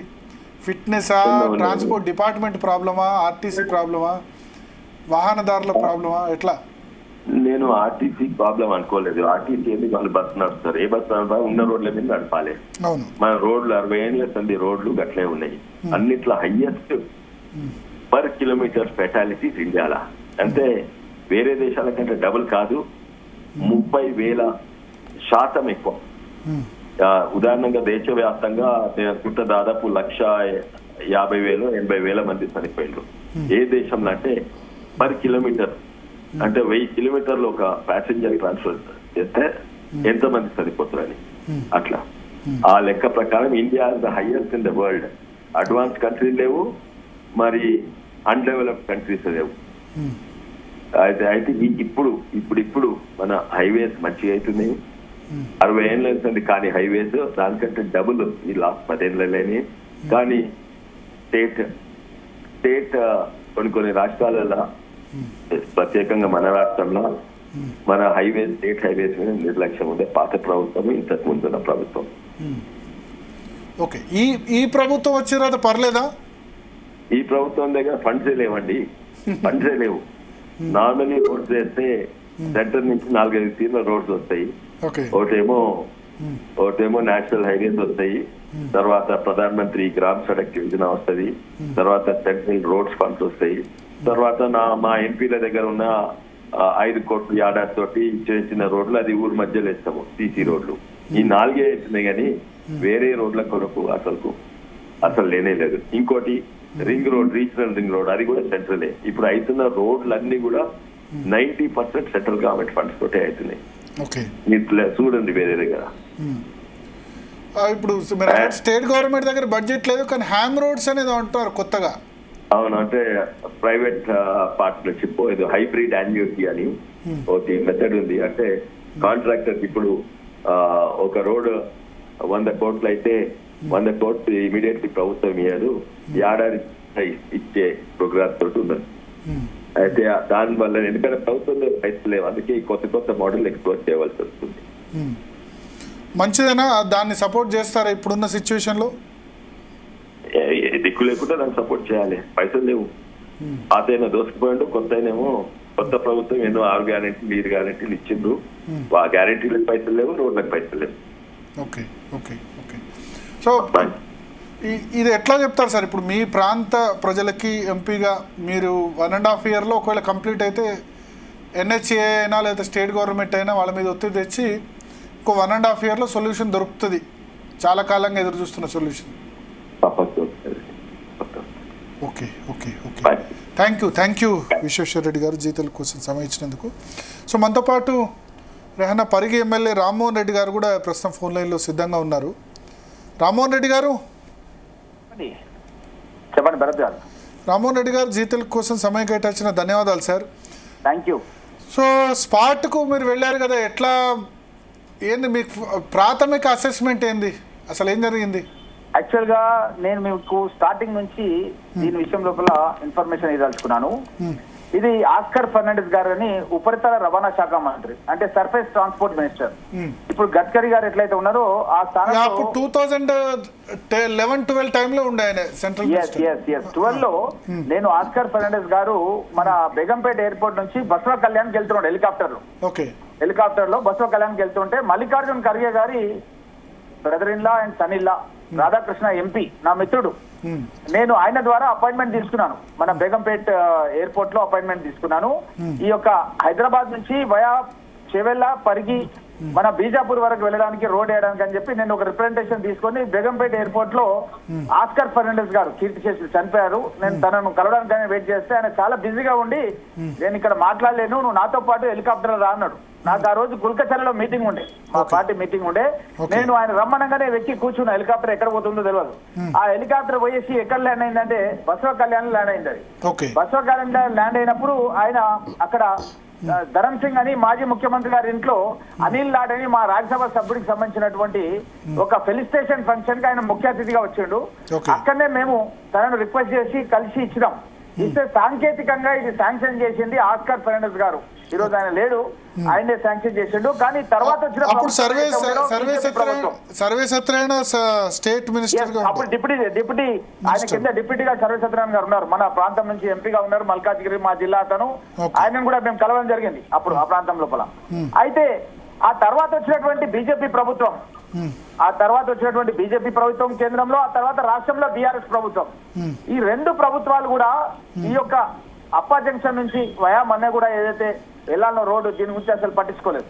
ఆ తర్వాత టెండర్స్ పిలిచి వర్క్ స్టార్ట్ చేసే సమయం లోపల గ్రీన్ ట్రిబ్యునల్ లోపల పర్యావరణానికి సంబంధించినటువంటి save ban and trees organisation వాళ్ళు కోర్టులో కేసు వేశారు. అది చెన్నై కోర్టులో వేసారు, గ్రీన్ ట్రిబ్యునల్ వేసారు. ఆ గ్రీన్ ట్రిబ్యునల్ ఆదేశాల ప్రకారం ఏంటంటే వర్క్ స్టాప్ చేయమని చెప్పారు. చెప్తే అది వర్క్ స్టాప్ చేస్తే నేను గౌరవ ముఖ్యమంత్రి రేవంత్ రెడ్డి గారు తరచుగా హెలికాప్టర్ లో కొడంగల్ పోతుంటాం, పోయేటప్పుడు రోడ్డు మార్గంగా వెళ్తుంటాం హైదరాబాద్. వెళ్తున్నప్పుడు నేను ముఖ్యమంత్రి గారి దృష్టి తీసుకొచ్చినాను. ఏమనంటే ఆలూరు దగ్గర కూరగాయలు అమ్మేటోళ్ళు చచ్చిపోయారు, కూరగాయలు కొనడానికి వచ్చిన వాళ్ళు కూడా సాధారణ ప్రజలు చనిపోయారు అని చెప్తే అప్పుడు నాకేం చెప్పారంటే ముఖ్యమంత్రి గారు, దీనికి నువ్వే బాధ్యత తీసుకోవాలి, నువ్వే దీన్ని పరిష్కరించాలి, వాళ్ళను నా దగ్గర తీసుకొని రా, నేను మాట్లాడి ఒప్పిస్తా అని చెప్పి రేవంత్ రెడ్డి గారు చెప్పారు. కాదు రామ్మోహన్ రెడ్డి గారు, మీరు ఆస్కార్ ఫెర్నాండెస్ అప్పుడు చెప్పారు నాకు. ఇంతకుముందు విశ్వేశ్వరరెడ్డి గారు ఎంపీ గారు ఫోన్ లైన్లోకి వచ్చారు. ఆయన ఏం చెప్తున్నారంటే నేను 2015-16లోనే శాంక్షన్ చేయించాను నేషనల్ హైవే. నేను అదే చెప్తున్నాను సాంకేతికంగా టెక్నికల్ క్లియరెన్స్ అన్ని కూడా మేమే చేశాం. చేసిన తర్వాత తదుపరి ప్రభుత్వం బీజేపీ ప్రభుత్వం వచ్చి 10 ఏళ్ళు అధికారంలో ఉండి, ఆ తర్వాత ఈ 2 ఏళ్ళు కూడా వాళ్ళ అధికారంలో ఉండి 12 ఏళ్లలో వాళ్ళు చేయలేని పనిని అదే విధంగా బీఆర్ఎస్ పార్టీ ఆస్కార్ ఫెర్నాండెస్ హయాంలో శాంక్షన్ అయిందా? 15-16లో గడ్కరీ శాంక్షన్ చేశారు గారు ఉన్నప్పుడే సాంకేతికంగా శాంక్షన్ అయింది. వీళ్ళు వచ్చిన తర్వాత ఓన్లీ వర్క్ ఆర్డర్ ఇచ్చారు, కానీ వర్క్ ఆర్డర్ ఇచ్చిన తర్వాత అసలు పనే జరగలేదు. ముఖ్యమంత్రి రేవంత్ రెడ్డి గారు వచ్చిన తర్వాతనే దీనికి సంబంధించిన భూసేకరణ పూర్తి చేసిండు. రాష్ట్ర ప్రభుత్వమే భూసేకరణ పూర్తి చేయాలి. ఆ భూసేకరణ పూర్తి చేసిన తర్వాత ఈ సేవ్ బ్యాన్ అండ్ ట్రీస్ వాళ్ళు గ్రీన్ ట్రిబ్యునల్ లోపల కేసేసారు. దాని లోపల కూడా తేజ బలంత్రాపు అని చెప్పి ఉన్నారు. అదే విధంగా దానికి సంబంధించినటువంటి ఇంకా వేరే వాళ్ళు కూడా ఉన్నారు, వాళ్ళ ఆర్గనైజేషన్ వాళ్ళందరూ కూడా కోర్టులో కేసేస్తే ముఖ్యమంత్రి గారి సూచన మేరకు నేనే వాళ్ళని నా నివాసానికి పిలిపించుకున్నా, మణికొండ నివాసానికి పిలిపించుకొని ఒక మీటింగ్ చేసిన తర్వాత ముఖ్యమంత్రి గారు చెప్పినాను, ఇట్లా మీటింగ్ చేశాను, మీరు ఎవరైనా ఐఏఎస్ అధికారిని ఇస్తే బాగుంటుంది వీళ్ళని కన్విన్స్ చేయడానికి అని చెప్తే శ్రీనివాసులు రాజు అని special secretary to CM IAS officer ఆయన అటాచ్ చేసిండు. సీఎం ఆఫీస్ లోనే మీటింగ్ పెట్టిన. ఆ మీటింగ్ కూడా నేను యాదయ్యను కూడా ఆహ్వానించిన, చేవెళ్ల శాసనసభ్యుని, ఆయన కూడా వచ్చిండు. మేమిద్దరం కలిసి ఆ మీటింగ్ లో ఉన్నాం. నేషనల్ హైవే అథారిటీకి సంబంధించిన నాగేశ్వరరావు రీజనల్ డైరెక్టర్ కూడా ఆ మీటింగ్ వచ్చిండు. శ్రీనివాసులు రాజు గారు ఛాంబర్ లోనే ఈ మీటింగ్ అయింది. ఆ మీటింగ్ లోపల మేము ఒక వాళ్ళ ప్లాన్ ఆఫ్ యాక్షన్ ఇచ్చినాం. మీరేమో చెట్లు కొట్టద్దు అంటున్నారు, అక్కడ 200-300 మంది చచ్చిపోయారు, 500-600 మంది కాలు చేతులు విరిగిపోయినాయి, చిన్న పిల్లలు కూడా అనాథలు అయిపోతున్నారు అని చెప్పినాం. చెప్తే దానికి వాళ్ళు ఏమన్నారంటే రోడ్డుకు 2 వైపులా రోడ్డు మధ్యలో చెట్లు ఉంటాయి, 2 సైడ్ల కూడా రోడ్ వేసిపోయేటట్టుగా నేషనల్ హైవే అథారిటీ వాళ్ళకు చెప్పి మేము ఒక ప్లాన్ ఇచ్చినాం. స్ట్రిప్ ప్లాన్ నా దగ్గర ఉంది. ఆ ప్లాన్ ఇచ్చినాం. ఆ ప్లాన్ ఇస్తే ఆ ప్లాన్ ఒప్పుకున్నారు. అప్పుడు 135 చెట్ల విషయం లోపల వివాదం వచ్చింది. 950 చెట్లలో 135 చెట్లు రోడ్డు మధ్యలో వస్తున్నాయి, మిగతా కూడా రోడ్డు రోడ్లు అడ్డంగా వస్తున్నాయి అనమాట. అక్కడ ఇబ్బంది అవుతున్నందుకు రీలొకేట్ చేయడానికి వాళ్ళు ఒప్పించినాం. ఆ చెట్లు తీసేసి దానికి రెడ్ పెయింట్ వేసి నంబరింగ్ చేపించినాను. 135 ట్రీస్ కి నంబరింగ్ చేసింది రెడ్ పెయింట్ వేసి ఈ మధ్య కాలంలో చేపించినాం. మేము చేపించి వాళ్ళకి సబ్మిట్ చేస్తే joint memorandum in between the environmentalist and the national highway authority of India Nageswararao గారు దాని 31st రోజు ఆర్డర్ తీసుకొచ్చినాం. స్టే వెకేట్ చేపించి నేను అదే రోజు ముఖ్యమంత్రి గారికి గవర్నర్ కార్యాలయంలోనే ఆర్డర్ కాపీ చూపెట్టి నేనే అధికారులకు ఆదేశించి ముఖ్యమంత్రి ద్వారా నేను యాదవ్ గారు కలిసి అక్కడ వర్క్ స్టార్ట్ చేసినాం. ఏదంటే మొయినాబాద్ దగ్గర తాజ్ హోటల్ అని ఉంటుంది, ఆ తాజ్ హోటల్ దగ్గర దానికి సంబంధించినటువంటి వర్క్ నేనే జేసీబీ ఎక్కి బండి స్టార్ట్ చేపించి నడిపించి ప్రజల్లో ఉన్న భయాందోళనలు దూరం చేసే ప్రయత్నం చేసినాను. అది ఆ రోజు నుంచి 31st నుంచి ఈ రోజు వరకు కూడా నిర్విరామంగా వర్క్ అనేది జరుగుతూ ఉంది. రోడ్డుకి ఇరువైపులా కూడా వర్క్ జరుగుతుంది. దీని లోపల బీజేపీ వాళ్ళు చేసింది ఏం లేదు. వాళ్ళు 12 ఏళ్ల నుంచి అధికారంలో ఉండి ఇక రాష్ట్రంలో కూడా వాళ్ళు 10 ఏళ్ళు వెళ్ళినటువంటి బీఆర్ఎస్ వాళ్ళు కూడా చేసింది ఏం లేదు. దీని గురించి చిత్తశుద్ధితో గౌరవ ముఖ్యమంత్రి రేవంత్ రెడ్డి గారు, నేను, మా శాసనసభ్యులు, మా జిల్లాకు సంబంధించిన వాళ్ళకి కృషి చేసినాం తప్ప వాళ్ళు కనుక చేసినట్టే ఎప్పుడు అవుతుండే. అది ఒక ప్రైవేట్ కేసు అయినా సరే, ప్రైవేట్ వ్యక్తులైనా సరే ఇంటికి పిలిపించుకొని మాట్లాడినామంటే మేము ఏ విధంగా చొరవ తీసుకున్నామనేది మీరు ఆలోచన చేయాలి. 31st రోజు ప్రెస్ మీట్ పెట్టినాం. ఎమ్మెల్యే కార్యాలయం లోపల చేవెళ్లలో ప్రెస్ మీట్ పెట్టినాం. 31st రోజే ఆర్డర్ కాపీ తీసుకొచ్చినాం. అంటే మీరు ఆలోచన చేయండి మేము ఎలా కాంగ్రెస్ పార్టీ నాయకులం ప్రజల గురించి ఆలోచన చేస్తున్నాం అన్న దానికి చిన్న ఉదాహరణ. అదే విధంగా ఈ రోడ్ ని ఇంకా ఎక్స్పాండ్ చేయాలని ముఖ్యమంత్రి గారు ఏం చేశారంటే రీజనల్ రింగ్ రోడ్ కూడా ఆ ప్రాంతం నుంచే తీసుకొచ్చినట్టు ఆదేశాలు ఇచ్చిండు. రీజనల్ రింగ్ రోడ్ అనేది 25,000 కోట్ల రూపాయలతో నిర్మాణం అవుతుంది. గతంలో కూడా Jawaharlal Nehru outer ring road అనేది కూడా కాంగ్రెస్ పార్టీ నాయకత్వంలో కట్టినాము. ఈ రీజనల్ రింగ్ రోడ్ చుట్టుముట్టు కూడా పబ్లిక్ ట్రాన్స్పోర్ట్ పెంచడానికి అని చెప్పి ఒక రైల్వే లైన్ కూడా వేయడం జరుగుతుంది. 50,000 కోట్ల రూపాయలతో ఆల్రెడీ హెచ్ఎండిఏ ద్వారా మన నోటిఫికేషన్ వేసి ఏ గ్రామాల నుంచి పోతుంది, ఏ రైతుల పొలాలు పోతాయి, ఏ సర్వే నెంబర్ పోతుంది కూడా మేము క్లియర్ గా పేపర్ లో ఇచ్చి వాళ్ళ దగ్గర నుంచి ఆబ్జెక్షన్స్ ఉంటే కూడా మీరు ఫైల్ చేయండి అని చెప్పి ఆబ్జెక్షన్స్ కూడా తీసుకోవడం జరిగింది. ఇది కాకుండా ఒక రేడియల్ రోడ్ కూడా మా రంగాపూర్ నుంచి పరిగి నుంచి డైరెక్ట్ గా ఎగ్జిట్ 17 కి హైదరాబాద్ ఔటర్ రింగ్ రోడ్ కి రావడానికి కూడా ఒక రేడియల్ రోడ్ కూడా శాంక్షన్ తీసుకోవడం జరిగింది. ఈ విధంగా హైదరాబాద్ రావడానికి ఒక్క మార్గం కాదు 3-4 మార్గాలు వేయాలని ముఖ్యమంత్రి ఆదేశిస్తున్నారు. దాని ప్రకారం ట్రాఫిక్ తగ్గి యాక్సిడెంట్ జరగకుండా ఉంటాయన్న విధంగా ఈ రోజు కార్యక్రమాలు జరుగుతున్నాయి. మీరు ఒక్క నాయకుడిని చెప్పండి, ఎవరైనా సరే గ్రీన్ ట్రిబ్యునల్ వాళ్ళను కోర్టులో కేసు చేసి మాట్లాడమని చెప్పే నాయకుడు ఎవరైనా ఉంటే మీరు మాట్లాడితే టీవీలో నేను వచ్చి మాట్లాడతా వాళ్ళతో. మీరు ఎవరైనా మీరు ప్రయత్నం చేసిరా, మీరు ఎవరైనా గ్రీన్ ట్రిబ్యునల్ లో కేసు వేసిన వాళ్ళతో మాట్లాడిరా అని ప్రణయ్ రావు. సో అంటే బీఆర్ఎస్ టైంలో అట్లా అటువంటి ప్రయత్నం ఏం జరగలేదంటారు? నేనే చేశానండి, నేనే ప్రయత్నం చేసి పిలిపించాను, నా ఇంటికి పిలిపించాను, సీఎం కార్యాలయానికి పిలిపించాను, చొరవ తీసుకున్న రికార్డు ఉంది, ఫోటోస్ ఉన్నాయి, ప్రెస్ మీట్స్ ఉన్నాయి, ఎప్పటికప్పుడు అప్డేట్ ఉన్నాయి. ఇవన్నీ కూడా వాళ్ళు ఏం చేశారని అడగాలి కదా. మనము 10 ఏళ్ళు అధికారంలో ఉన్నటువంటి వాళ్ళు ఎంపీలు వాళ్ళు ఏం చేశారు? గత ప్రభుత్వంలో బీజేపీ అక్కడ కేంద్రంలో ఉండి బీఆర్ఎస్ రాష్ట్రంలో ఉండి ఏం చేశారు? దీంట్లో రాష్ట్ర ప్రభుత్వం ఏం చేయాలంటే స్థల సేకరణ చేయాలంటే ల్యాండ్ ఎక్విజిషన్ చేయాలి, కోర్టు కేసు విత్డ్రా చేయాలి. ల్యాండ్ అక్విజిషన్ 2023 వరకు కూడా కాలేదని ఇంతకు ముందు చెప్తున్నారు Konda Vishweshwarreddy. 31st day of last month మనం ఆల్రెడీ ఏ రోజైతే అజారుద్దీన్ గారు ప్రబల స్వీకారం చేశారో అదే రోజు ఆర్డర్ తీసుకొచ్చి అదే రోజు పనులు ప్రారంభించినాం. మేము అదే రోజు పనులు ప్రారంభించినాం. ఇది ఎవరు చేయాల్సిన పని? ఇది జాతీయ రహదారి అంటే ఎవరు? కేంద్రం వాళ్ళు చేయాల్సిన పని. కానీ రాష్ట్ర ప్రభుత్వం తర్వాత ముఖ్యమంత్రి గారి సూచనల మేరకు మేము జిల్లా ఎమ్మెల్యేలమంతా కూడా కలిసి ఈ ప్రాంతంలో ఉన్న ప్రజలు చాలా మంది ఇబ్బంది పడుతున్నారు, 200 మంది చనిపోయారన్న ఉద్దేశంతో దీనిపైన మేము వర్క్ చేసి దీన్ని క్లియర్ చేపించినాం. దానికి ప్రజలంతా కూడా సంతోషంగా ఉన్నారు. అక్కడ ఎవరు కూడా మమ్మల్ని అంటలేరు. మీరు చూసిర్రు ఈరోజు చెవెళ్ళకి వెళ్తే వాళ్ళని తిట్టిర్రు, బండబుద్ధులు తిట్టిర్రు వాళ్ళను. కానీ మీ సరే ఇప్పుడు బీఆర్ఎస్ గానీ ఇప్పుడు కాంగ్రెస్ లోనే ఉన్నారు కదా ఎమ్మెల్యే కృషి చేసి అంటారు, కానీ వేరే ఎంపీలో లేకపోతే వేరే మంత్రుల్లో కృషి చేసిరని ఎవరు కూడా జిల్లా లోపల మాట్లాడతలేదు. అయితే ఇప్పుడు బీఆర్ఎస్ కానీ కాంగ్రెస్ లోనే ఉన్నారు కదా ఎమ్మెల్యే కాళ యాదవ్, ఆయన మీద రాళ్లు రువే ప్రయత్నం చేశారని చెప్పారు ఇవాళ. ఆయన ఒక్కరి మీద కాదు కదా, ఆ కాలంలో ఎవరు మంత్రులు ఉన్నారు వాళ్ళ మీద కూడా అడిగారు కదా. ఆ కాలంలో ఎవరు మంత్రులు ఉన్నారో వాళ్ళందరూ కూడా అడిగారు. వాళ్ళు ప్రజలు, స్థానిక ప్రజలు వాళ్ళ కుటుంబ సభ్యులను కోల్పోయారు, ఆవేదనతో ఉన్నారు. వాళ్ళు వాళ్ళ సొంత అన్న బిడ్డ ఎంబీఏ చదివి చనిపోయింది. ఆ టైంలో మంత్రి అంటే పట్నం మహేందర్ రెడ్డి మరి ఇప్పుడు మీ పార్టీలోనే ఉన్నారు. లేదు, సబితా ఇంద్రారెడ్డి గారు ఉన్నారు, పట్నం మహేందర్ రెడ్డి ఉన్నారు, చాలా మంది ఉన్నారు. అంటే సబితా ఇంద్రారెడ్డి ఓకే మహేశ్వరం, బట్ అవును, బట్ పట్నం మహేందర్ రెడ్డి ప్యూర్ గా మీ రీజనే కదా. వికారాబాద్ వ్యక్తులు కాదు ముఖ్యం. కేసీఆర్ అనే వ్యక్తి కుట్ర చేసింది మా ప్రాంతం మీద. కేసీఆర్ ఏం చేసిందంటే మా ప్రాంతానికి వచ్చిన జాతీయ రహదారులను, రైల్వే లైన్లను వాళ్ళ ప్రాంతానికి తన్నుకపోయిండు. ప్రాణహిత చేవల్లో మేము అడిగి శాంక్షన్ చేపించుకుంటే దాన్ని కూడా తీసుకుపోయి వాళ్ళ దగ్గర వాళ్ళ సిద్దిపేటకో, సిరిసిల్లకో, గజ్వేల్కో తన్నుకపోయిండు. మా నోటి దగ్గర ఉన్నటువంటి అన్నం ముద్దను కొట్టి పడేసినోడు ఎవరంటే కేసీఆర్. వీళ్ళెవరంటే వీళ్ళు చిన్నోళ్ళు, వీళ్ళకి ఏం పవర్స్ ఉన్నాయి? వీళ్ళకి అసలు పవర్సే లేవు. అదంతా కూడా కేసీఆర్ మోసం చేసాడు. ఈ ప్రాంతాన్ని మొత్తం మోసం చేసినట్టే కేసీఆర్. కానీ అంటే ఇప్పుడు ఒక మాట అంటారు కదా రామ్మోహన్ రెడ్డి గారు, మీరు అధికారంలోకి వచ్చి 2 ఏళ్ళు అయింది, మీరేం చేశారు, ఎప్పటివరకు కంప్లీట్ చేస్తారు? చిత్తశుద్ధి చూపిస్తున్నా, రికార్డు చూపిస్తున్నా. నేను మేమేం చేస్తామనేది మీకు రికార్డు చూపిస్తున్నా. ఇప్పుడు మీరు ఈ ప్రాంత ప్రజలకి ఏమైనా అష్యూరెన్స్ ఇవ్వగలుగుతారా? పలానా టైంలో అష్యూరెన్స్ ఇస్తామండి. మేము ఒక 1.5 year లోపల ఈ 4 track రోడ్ ను పూర్తి చేసి గౌరవ ముఖ్యమంత్రి గారితో భారీ బహిరంగ సభ పెట్టించే బాధ్యత వికారాబాద్ జిల్లా అధ్యక్షుడిగా సిఎల్పి గతంలో జానారెడ్డి గారి నాయకుడు ఉంటే కార్యదర్శిగా పనిచేసినాను.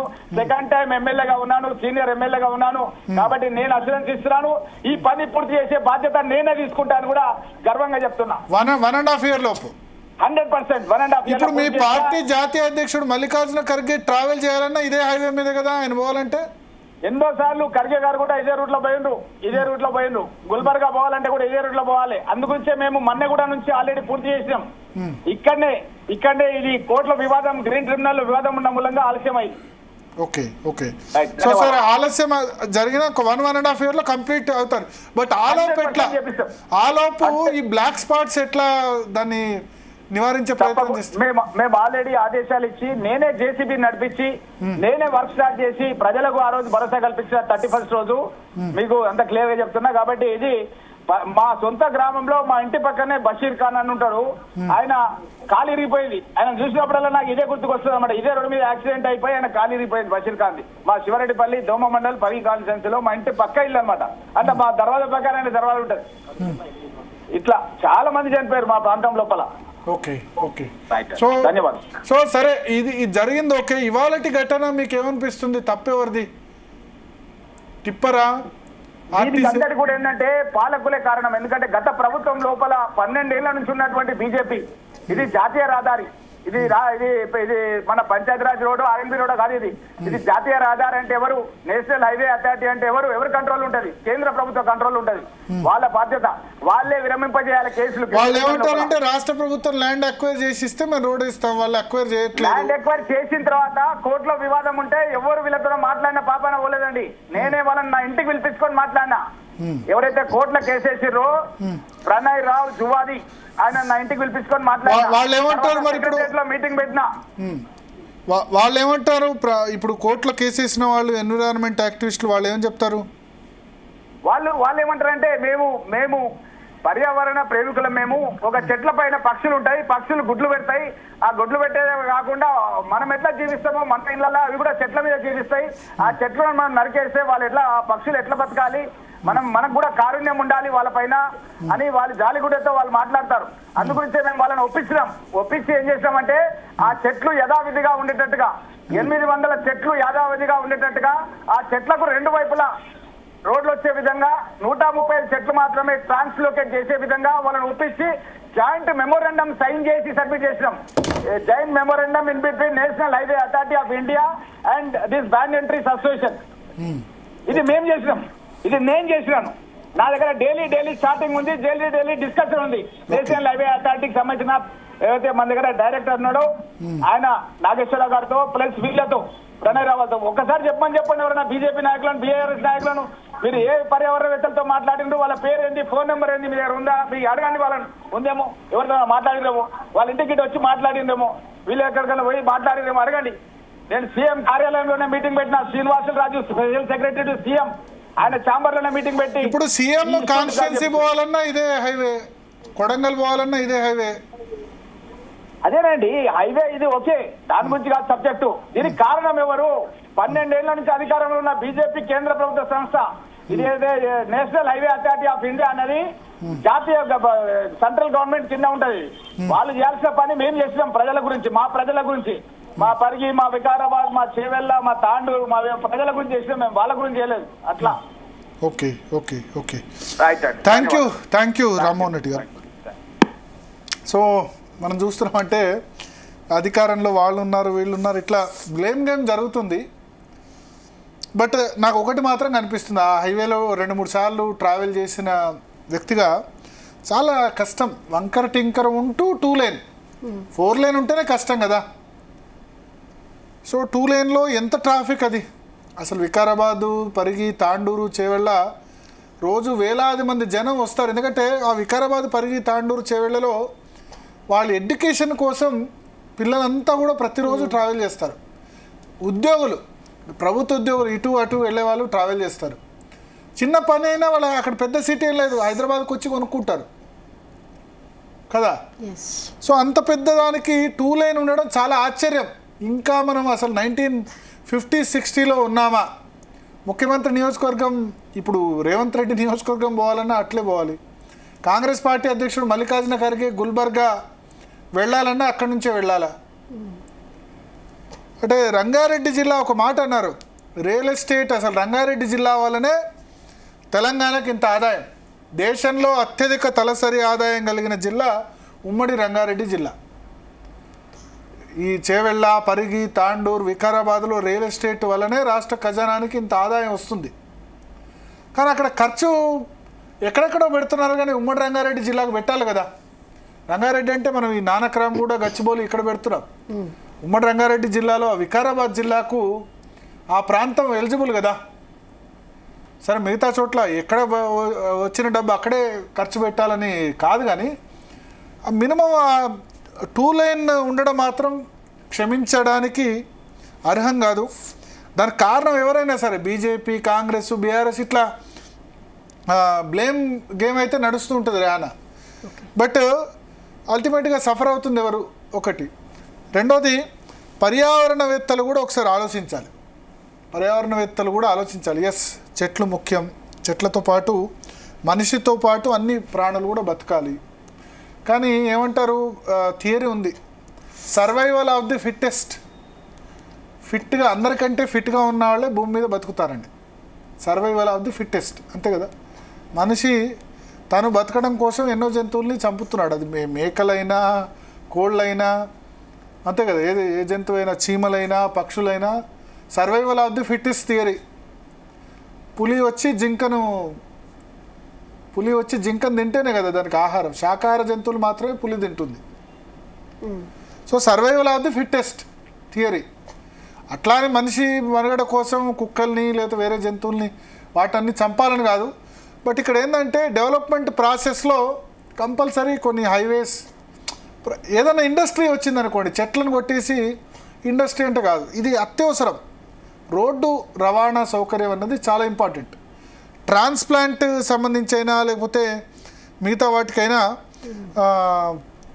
చాలా ఇంపార్టెంట్గా చూడాలి. మనతో పాటు శ్రీనివాస్ గారు ఉన్నారు, పుప్పాల శ్రీనివాస్ గారు, రిటైర్డ్ రవాణా శాఖ అధికారి. శ్రీనివాస్ గారు నమస్కారం సార్.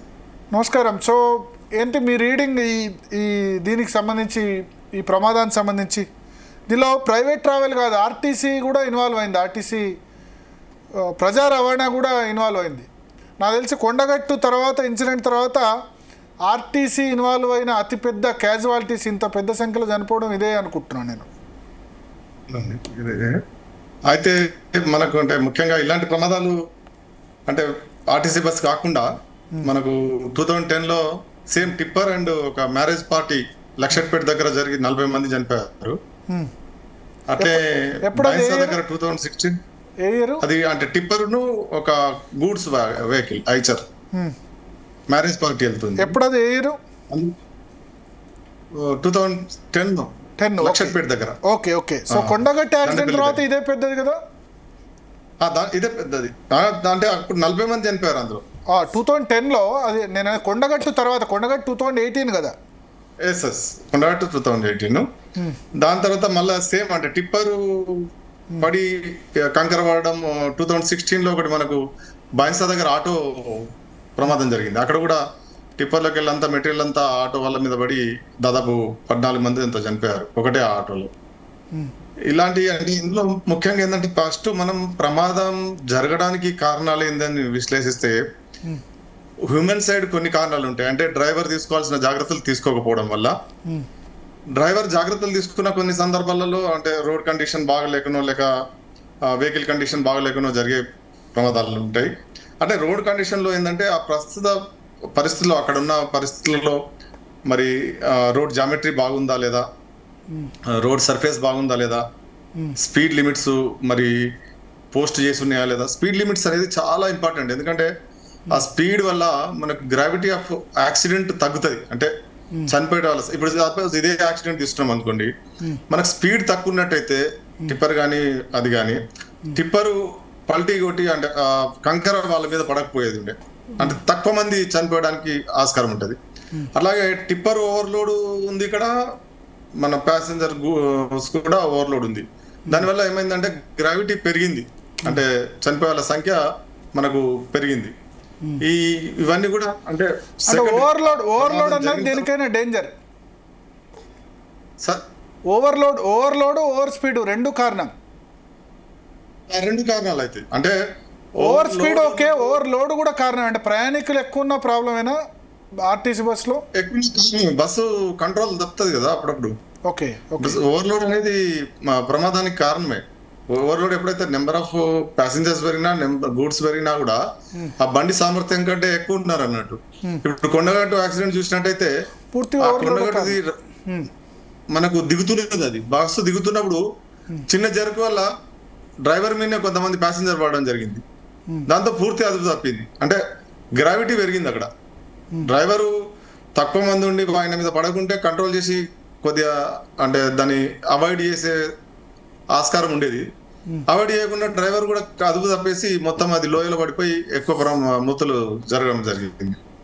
అట్లా మనకు అంటే ప్రమాదం జరగక ముందు తీసుకోవాల్సిన జాగ్రత్తలు తీసుకున్నా కూడా ప్రమాదం జరిగినప్పుడు ఈ ప్రమాద తీవ్రత పెరగడానికి ఇవి కారణం అన్నట్టు.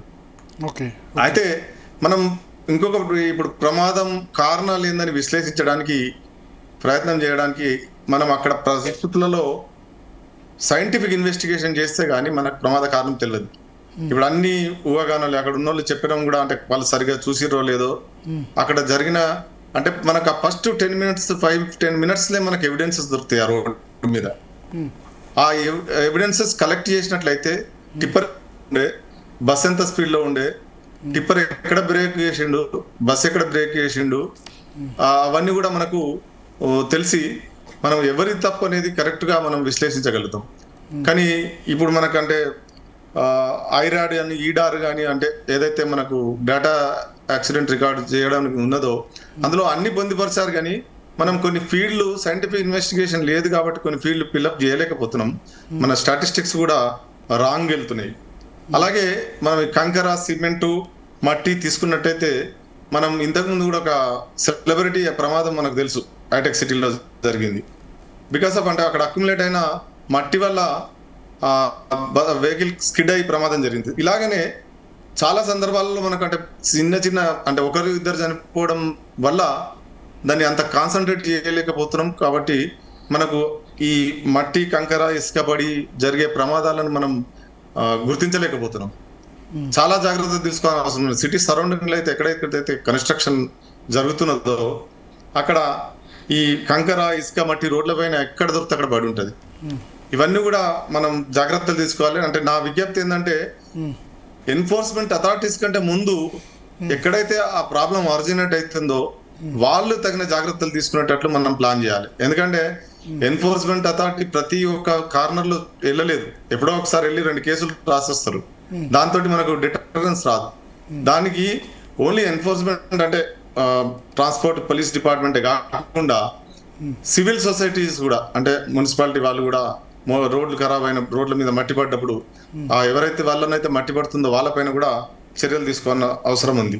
అట్లాగే మనం section 135 of motor vehicle act ఏం చెప్తుందంటే మనకు స్టేట్ గవర్నమెంట్ యాక్సిడెంట్ ఇన్వెస్టిగేషన్ కొరకు ప్రొవిజన్స్ ఇవ్వమని చెప్తుంది. అంటే యాక్సిడెంట్ ఇన్వెస్టిగేషన్ టీమ్స్ తయారు చేయడం కానీ ఇవన్నిటిని కూడా స్టేట్ గవర్నమెంట్స్ పొందుపరచుకోవాలి. మనం యాక్సిడెంట్స్ ఇన్వెస్టిగేషన్ టీమ్స్ ను తయారు చేసుకోవాల్సిన అవసరం చాలా ఉంది. అదే కాకుండా మరి ఇప్పుడు ప్రమాదం జరిగింది, ప్రమాదం తర్వాత తీసుకున్న జాగ్రత్తల్లో ఈరోజు మనం చూసినట్టయితే ఒక జేసీబీ తోటి ఆ వెహికల్ ను లాగి అటులాగి ఇటులాగి మరి విక్టిమ్స్ ను అందుకెళ్ళి తీస్తున్నారు. తీసిన సందర్భంలో ఒక సర్కిల్ ఇన్స్పెక్టర్ కూడా గాయాలు పాలయ్యాడు. ఆయన కూడా హాస్పిటల్లో చేర్చడం జరిగింది.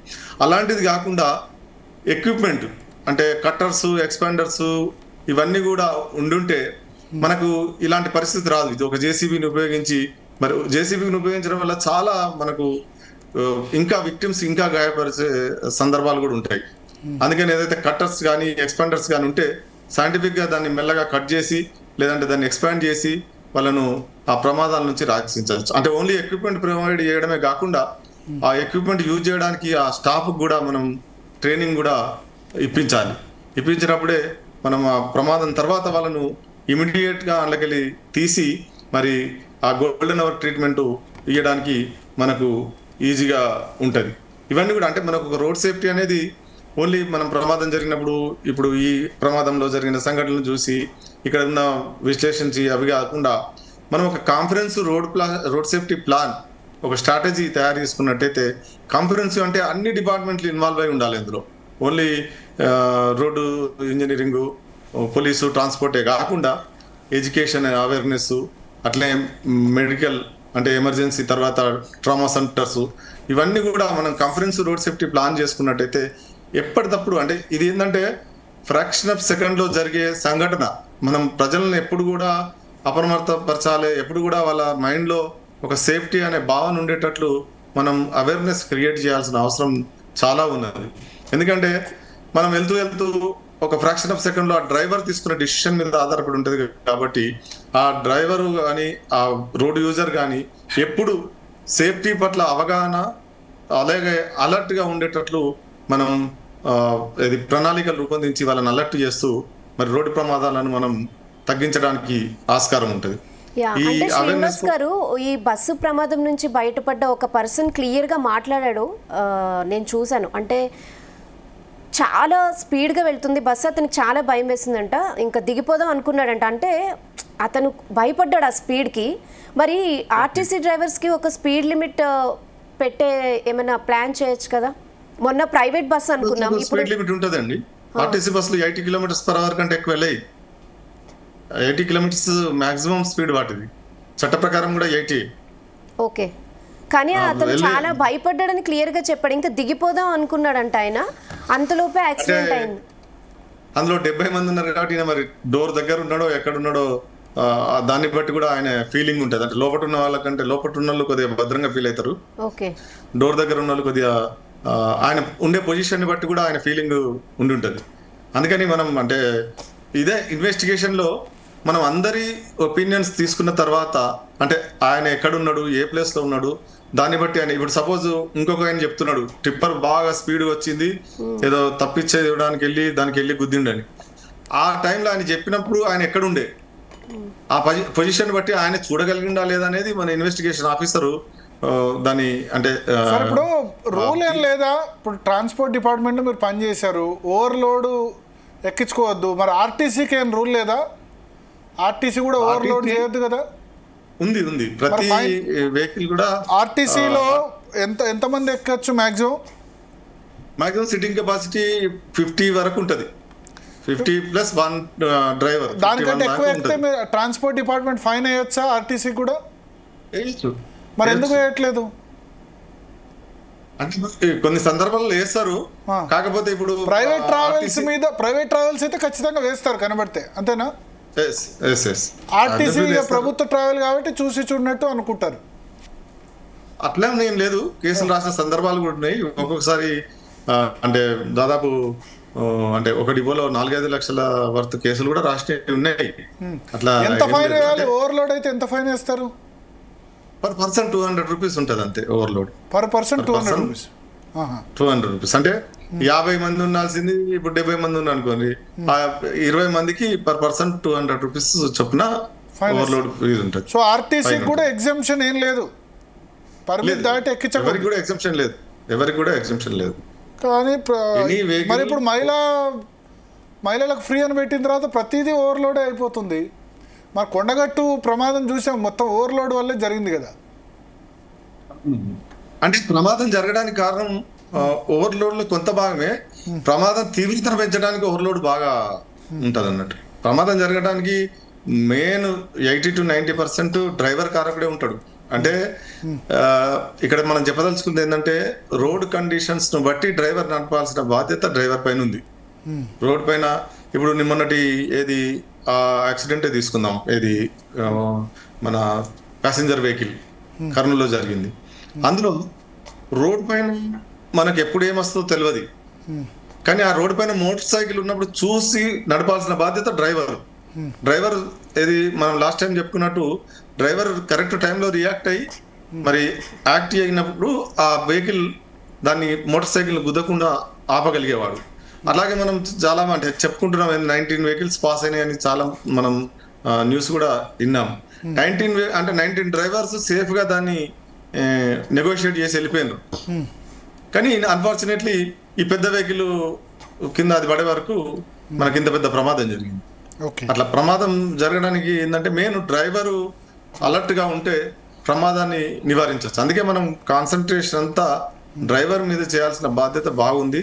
డ్రైవర్లు ఏంటంటే ఫ్రాక్షన్ ఆఫ్ సెకండ్ లా మనం ఏమనుకుంటామంటే మనం చూస్తుంటాం రోడ్ పంట వెళ్తుంటే కనీసం మనం 1 కిలోమీటర్ వెళ్తే 10 మంది అన్న సెల్ ఫోన్ లో మాట్లాడుతూ డ్రైవ్ చేయడం కనబడుతుంది. వాళ్ళందరూ కూడా ఆ ఫ్రాక్షన్ ఆఫ్ సెకండ్ లా ఏమైద్దిలే అని, మరి అందులో ఎంతో మంది మరి ప్రమాదాలకు గురైన వాళ్ళు కూడా మనం చూస్తున్నాం. శ్రీనివాస్ గారు, అంటే ఓవర్లోడ్ కూడా ఒక భాగం అని చెప్తున్నారు కదా, యాక్సిడెంట్ అవడానికి రీజన్ అని చెప్తున్నారు కదా. సో ఓవర్లోడ్ని ఇప్పటి నుంచైనా అంటే మీరు రవాణా శాఖలో ఒక అధికారి కాబట్టి దీని మీద స్ట్రిక్ట్గా ఏమైనా యాక్షన్ తీసుకోవచ్చు కదా. అంటే జనరల్గా మనకి లిఫ్ట్ ఉంటుంది, ఓవర్లోడ్ అయితే కదలదు, అలా బస్సులో కూడా ఏమైనా పెట్టేయచ్చు కదా. ఎందుకంటే సిటీలో పిల్లలు వేలబడుతూ వెళ్తూ ఉంటారు కదా, అది ఎంత ఊహించుకోవడానికే చాలా భయం వేస్తుంది. అలాంటివి జరగకుండా ఉండాలంటే డెఫినెట్గా ఓవర్లోడ్ని కూడా మనం డెఫినెట్గా అవాయిడ్ చేయాలి. సో అంటే మనము ఇంతకుముందు మ్యానుఫ్యాక్చరర్స్ కు రిక్వెస్ట్ చేసినాం. ఇక్కడ ఏంటంటే మనకు ఆటోమోటివ్ ఇండస్ట్రీ స్టాండర్డ్స్ ఉంటాయి. ఆ స్టాండర్డ్స్ లో ఓవర్లోడ్ కూడా ఒకటి మనం అంటే ఇప్పుడు మనకు సీట్ బెల్ట్ పెట్టుకోకుంటే బీప్ వస్తుంటది. అట్లనే బండి ఎప్పుడైతే ఓవర్లోడ్ జరుగుతుందో అప్పుడు వెంటనే డ్రైవర్కి అక్కడ అలర్ట్ మెకానిజం పెట్టాలనేది ఒక ప్రతిపాదన దాదాపు 8-10 ఏళ్ల కిందట వచ్చింది. కానీ దాన్ని యూటిలైజ్ మన అంటే సిస్టమ్ ఏంటంటే ఆటోమోటివ్ ఇండస్ట్రీ స్టాండర్డ్స్లో మ్యానుఫ్యాక్చరర్ ఉంటాడు, మినిస్ట్రీ ఆఫ్ ఇండస్ట్రీస్ నుంచి ఉంటాడు, మినిస్ట్రీ ఆఫ్ రోడ్ ట్రాన్స్పోర్ట్ నుంచి ఉంటాడు, ఎవరైతే సర్టిఫికేషన్ ఆర్గనైజేషన్స్ ఉన్నాయో వాళ్ళు ఉంటారు. కానీ ఇక్కడ ప్రాబ్లం ఏంటంటే ఇంప్లిమెంటేషన్ చేసే వాళ్ళు ఎవరు ఆ కమిటీలో ఉండరు. అయితే ఇక్కడ ఇప్పుడు ప్రాబ్లమ్స్ ఇప్పుడు మనకు సిమిలర్ ప్రతి దానిలో కూడా మనకు అంబులెన్స్లో ప్రాబ్లం ఉంది. ఇప్పుడు మనకు బస్ బాడీ బిల్డింగ్ AIS 119 ఏదైతే స్లీపర్ కోచ్లు ఉందో అందులో కూడా ప్రాబ్లం ఉంది. ఎమర్జెన్సీ డోర్లు ఎన్ని ఉండాలి? AIS స్టాండర్డ్ ప్రకారం ఒకటి వెనక పెట్టారు. వెనక పెట్టేది ఏంది? వెనక ఇంజన్ ఉంటే వెనక ఉండకూడదు. మరి పక్కకు ఉందా లేకుంటే ఇప్పుడు ఉన్న కొత్త దానిలో ఏంది మన సర్టిఫికేషన్ కంపెనీస్ ఏం చేస్తున్నాయి, సైడ్కి ఇస్తున్నాయి. ఇది డోర్ ఉన్న సైడ్ కాక అపోజిట్ సైడ్ ఒక డోర్ ఇస్తున్నది. ఇవన్నీ కూడా ఆటోమేటిక్ ఇండస్ట్రీ స్టాండర్డ్స్ లో లేవు. ఇవన్నీ కూడా అంటే సర్టిఫికేషన్ కంపెనీ ఇస్తున్నది కానీ మన ఆటోమేటిక్ ఇండస్ట్రీ స్టాండర్డ్స్ లో లేనప్పుడు మనం అప్రూవ్ చేయలేము. కాకపోతే వాళ్ళు అన్ని లక్షలు పెట్టుకొని వస్తున్నారు. అది అంటే ఒక అది ఎమర్జెన్సీ ఎగ్జిట్ ఉంది, స్టాండర్డ్స్ లో లేదు కానీ అది కరెక్టే ఉంది అక్కడ. దానివల్ల ఇక్కడ అప్రూవ్ చేయాల్సి వస్తుంది. స్టాండర్డ్స్ లో ఉండాలి. యాక్చువల్లీ స్టాండర్డ్స్ ఉంటేనే సర్టిఫికేషన్ ఏజెన్సీ సర్టిఫై చేయాలా. కానీ సర్టిఫై ఏజెన్సీ సర్టిఫికేట్ చేసినాక ఇక్కడ ఎవరు కూడా దాన్ని క్వశ్చన్ చేయట్లేదు. క్వశ్చన్ చేయాలంటే ఇక్కడ నాలెడ్జ్ ఉండాలి. చాలా కొన్ని సందర్భాలలో ఢిల్లీలో ఒక ఇన్స్పెక్టర్ ఏదైతే ఆటోమేటివ్ ఇండస్ట్రీ స్టాండర్డ్స్ తయారు చేసే సర్టిఫికేటింగ్ ఏజెన్సీ ఉందో వాళ్ళు ఇచ్చిన దాన్ని ట్రాన్స్పోర్ట్ కమిషనర్ ద్వారా రిటర్న్ పంపించిండు, వాళ్ళు అక్సెప్ట్ చేశారు. కాకపోతే మళ్ళీ ఒక మాడిఫికేషన్ ఇష్యూ చేశారు. అట్లా ఇవన్నీ అంటే ప్రాక్టికల్ ఇబ్బందులు ఉన్నాయి. చాలా విషయాలు మనతో పంచుకున్నారు శ్రీనివాస్ గారు, థ్యాంక్ యూ. సో మొత్తం రెహానా ఒకటి రెండు ప్రాబ్లమ్స్ ఉన్నాయి. రోడ్డు చాలా పెద్దగా ఉన్న ప్రాబ్లమే. 4 లేన్ 5 లేన్లో ఓవర్ స్పీడింగ్ ద్వారా 120, 140 కొడుతున్నారు. ఇప్పుడు అవుటర్ రింగ్ రోడ్లో ఎదురెదురు వాహనాలే రావు, ఆయన ఎందుకు ప్రమాదాలు జరుగుతున్నాయి? అతి తక్కువ ఉన్న ప్రాబ్లమే. రెండు ప్రాబ్లం అవుతున్నాయి. ఇదైతే క్లియర్గా చాలా నారో రోడ్డు, ఎదురెదురుగా వస్తాయి. 4 లేన్ అయితే కనుక ఎదురెదురుగా వెహికల్స్ వస్తే ఇదే ప్రాబ్లం. ఎదురెదురుగా రాకుంటే కొంత వెనక నుంచి ఢీకొనే అవకాశాలు తక్కువ, బ్రేక్ వేస్తే కంట్రోల్ కావచ్చు. కానీ ఎదురెదురుగా ఢీకుంటే ఈ విధంగా ఉంటుంది పరిస్థితి. ఓవర్లోడు, ఓవర్ స్పీడు, రోడ్డు అన్నీ కూడా ప్రాబ్లం. ఏదైనా మనం కళ్ళు తెరవాలి. 10-15 రోజుల్లోనే కర్నూలులో ప్రమాదం ఇవి చూసిన తర్వాత ఖచ్చితంగా కళ్ళు తెరవాల్సిన అవసరం ఉంది. ఓవర్లోడు, over speed, drunk and drive, road quality ప్రభుత్వాలు చేసేదానికంటే నా ఉద్దేశం ఏంటంటే వాహన డ్రైవర్లు ప్రజల పార్టిసిపేషన్ ముఖ్యం. రోడ్ సేఫ్టీ అదర్వైజ్ 800 రాష్ట్రంలో లాస్ట్ ఇయర్ 800 హత్యలు అయితే 8,000 మంది రోడ్డు ప్రమాదాలు చనిపోయారు. ఇవన్నీ కూడా ఇందులో majority drunk and drive, over speed, ఓవర్లోడు ఇవన్నీ కారణం అవుతున్నాయి కదా. డ్రంక్ అండ్ డ్రైవ్ వాడు బతికి వేరే వాళ్ళని చంపుతున్నాడు అంతే కదా. ఇద్దరు డ్రంక్ అండ్ డ్రైవ్ చేస్తే ఒక అతను చనిపోయినాడు, ఒక అతను బయటపడ్డాడు, 25 మంది చనిపోయినారు ఆ ప్రమాదంలో. So road safety is utmost important. Public participation లేనిది మాత్రం ఇది సాధ్యం కాదు. పబ్లిక్ పార్టిసిపేషన్తోనే సాధ్యం అని చెప్తాను. ఓకే మరి thanks for the analysis. So ఇది ఇవాల్టి DNA. Stay tune to Zee Telugu news.